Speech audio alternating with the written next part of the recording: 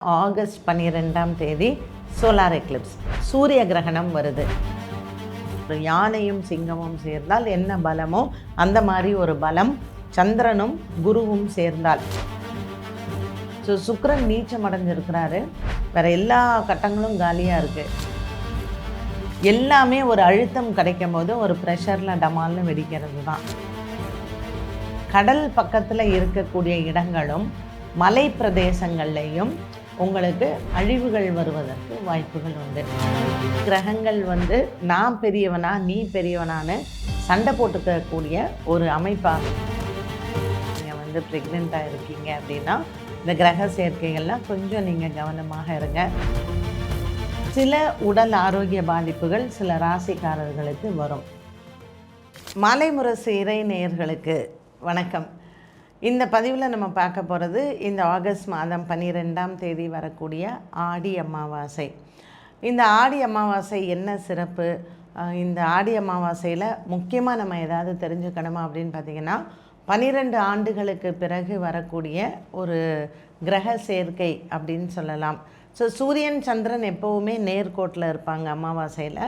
இந்த வாட்டி நமக்கு அடிஷ்னலாக குரு பகவானும் இருக்கார். சந்திரனும் குருவும் சேர்ந்தாலே நமக்கு ஒரு மிகப்பெரிய பலம். அதை என்ன சொல்லுவோன்னா கஜகேஸ்வரி யோகம்னு சொல்லுவோம். ஒரு யானையும் சிங்கமும் சேர்ந்தால் என்ன பலமோ அந்த மாதிரி ஒரு பலம் சந்திரனும் குருவும் சேர்ந்தால். இதோட அடிஷ்னலாக நமக்கு இன்னொரு கிரகமும் சேர்ந்துருக்குறாங்க, புத பகவான். சந்திரனும் புதனும் சேர்ந்தாலே ஒரு மிகப்பெரிய பலம், குருவும் புதனும் சேர்ந்தால் மிகப்பெரிய பலம். அப்போது இந்த ஆடி அமாவாசை ஏதோ ஒன்று பெருசாக நடக்க போகுது அப்படின்னு நம்ம நினைக்கலாம். என்ன மாதிரியான விஷயங்கள் இந்த ஆடி அமாவாசையில் நம்ம எதிர்பார்க்கலாம் அப்படின்னு பார்த்திங்கன்னா, உலக அளவில் எங்கேயாவது ஒரு இடத்துல மிகப்பெரிய புயல் கண்டிப்பாக வரும். அப்படி இல்லைன்னா காற்றினால் அழிவு, அப்படி இல்லைன்னா நீரினால் அழிவு. சந்திரன் புதன் குரு எல்லாம் சேர்ந்து இருக்கிறதுனால இயற்கை சீற்றம் அப்படிங்கிறது ஏதாவது ஒரு பெரிய ஒரு கண்டம், ஒரு கான்டினென்ட்டுன்னு சொல்கிறோம் இல்லையா, இந்த இடத்துல வருவதற்கான வாய்ப்புகள் அதிகம் இருக்குது. இன்னொன்று பார்த்திங்கன்னா, கிரக அமைப்பில் மிதுனம் கடகம் சிம்மம் கன்னி இதில் நேர்கோட்டில் கிரகங்கள் எல்லாம் இருக்குது. செவ்வாய் மிதுனத்தில் செவ்வாய், கடகத்தில் பார்த்திங்கன்னா சந்திரன் குரு புதன் சூரியன், சிம்மத்தில் பார்க்குறச்சு கேத்து பகவான், அண்ட் கன்னியில் பார்க்கும்போது சுக்கிரன். சுக்கிரன் நீச்சம் அடைஞ்சிருக்கிறாரு. வேறு எல்லா கட்டங்களும் காலியாக இருக்குது. இந்த பக்கம் கேந்திரத்தில் சனி பகவான் மீன ராசியிலையும் கும்பராசியில் ராகு பகவானும் இருக்கிறாங்க. இந்த மாதிரியான கிரக அமைப்புகள் எப்போவாவது ஒரு தடவை தான் வரும். நம்ம ஒரு 150 வருஷத்துக்கு ஒரு முறை அப்படியெல்லாம் இல்லை, ஏன்னா யாருக்கும் கணக்கு தெரியாது. ஆனால் கிரக அமைப்புகள் கிரக சேர்க்கைகள் ஒரு சில டைமில் தான் இந்த மாதிரி அலைன்மெண்ட் ஆஃப் பிளானட்ஸ்ன்னு சொல்லுவோம். இந்த அலைன்மெண்ட் ஆஃப் பிளானட்ஸ் பார்த்திங்கன்னா இந்த நேர்கோட்டில் மிதுனம் கடகம் சிம்மம் கன்னி இந்த 4த்துலேயுமே நேர்கோட்டில் கிரக அமைப்புகள் இருக்குது. அதில் கடக ராசியில் சூரியன் சந்திரன் புதன் மற்றும் குரு பகவான் இந்த 4 பேருமே. இதில் பலமான கிரகங்கள் பார்த்திங்கன்னா, சந்திரன் தான் சொந்த வீட்டில் இருக்கார், குரு பகவான் உச்சபலம் பெற்று இருக்கிறாரு, புதன் பகை வீட்டில் இருக்கார், சூரியன் கடகத்தில் சந்திரனோட சேர்ந்துருக்கிறாரு. இந்த மாதிரி ஒன்றுக்குள்ளே ஒன்றே கிரகங்கள் நான் பெரியவனா நீ பெரியவனான்னு சண்டை போட்டுக்கக்கூடிய ஒரு அமைப்பாக அதில் இருக்கும் பொழுது ஒரு எல்லாமே ஒரு அழுத்தம் கிடைக்கும் போது ஒரு ப்ரெஷரில் டமால்னு வெடிக்கிறது தான். அதனால் கடல் பக்கத்தில் இருக்கக்கூடிய இடங்களும் மலை பிரதேசங்கள்லையும் உங்களுக்கு அழிவுகள் வருவதற்கு வாய்ப்புகள் உண்டு. இதில் நமக்கு கிரகணம் இருக்கா அப்படின்னு நிறைய பேருக்கு ஒரு கேள்வி இருக்கலாம். இன்றைய நாள் பார்த்திங்கன்னா ஆகஸ்ட் 12ஆம் தேதி சோலார் எக்லிப்ஸ் சூரிய கிரகணம் வருது. இந்த சூரிய கிரகணம் நமக்கு தெரியுமா அப்படின்னு கேட்டிங்கன்னா, இந்தியாவில் இது தெரியாது. ஆனால் இது சன்செட் எக்லிப்ஸ் அப்படின்னு சொல்லுவோம். சூரியன் மறைவு வரக்கூடிய, அதாவது சந்திரன் உதயம் சூரியன் மறைவுன்னு சொல்கிறோம் பார்த்திங்களா, அந்த சாயங்கால நேரம் அப்போ இந்த கிரகணம் வருது.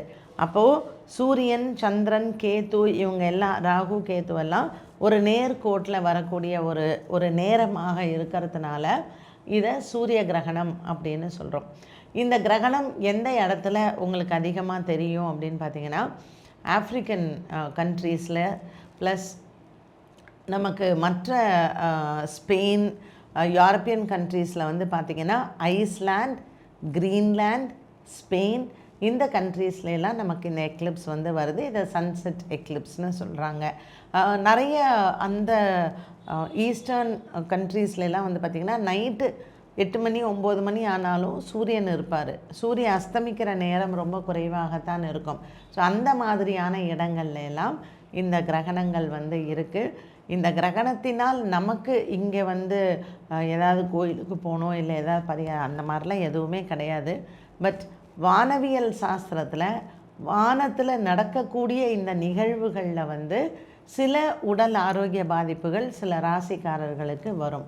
அந்த வகையில் கடகராசிக்காரர்கள் உங்கள் ஆரோக்கியத்தில் கொஞ்சம் கவனமாக இருக்க வேண்டும். ஏன்னா கடகத்தில் வரக்கூடிய இந்த கிரக அமைப்பில் ஸ்கின் ப்ராப்ளம் வர்றதுக்கு வாய்ப்புகள் அதிகம் உண்டு. அதனால் ஏற்கனவே எங்களுக்கு சொரியாசிஸ் மாதிரி ஸ்கின் ப்ராப்ளம்லாம் இருக்குன்னா இந்த மாதிரி அமாவாசை காலகட்டத்தில் அது வந்து அதிகரிக்கிறதுக்கான வாய்ப்புகள் உண்டு.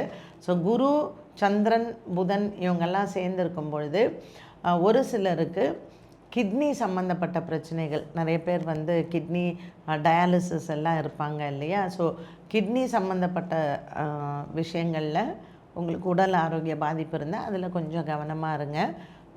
தகுந்த டைமுக்கு ஒரு மருத்துவரை போய் பார்த்து நம்ம சிகிச்சை எடுத்துக்கிறது அதுதான். ஸோ இந்த கிரகநிலைகள் இந்த மாதிரி இருக்கும்போது இது எவ்வளோ நாள் நமக்கு இதனுடைய தாக்கம் இருக்கும் அப்படின்னு கேட்டிங்கன்னா 30 நாட்கள் இதனுடைய தாக்கம் இருக்கும். சந்திரன் மறைஞ்சிருவார். சந்திரன் 2 நாளைக்கு ஒரு தடவை மாறிடுவார்.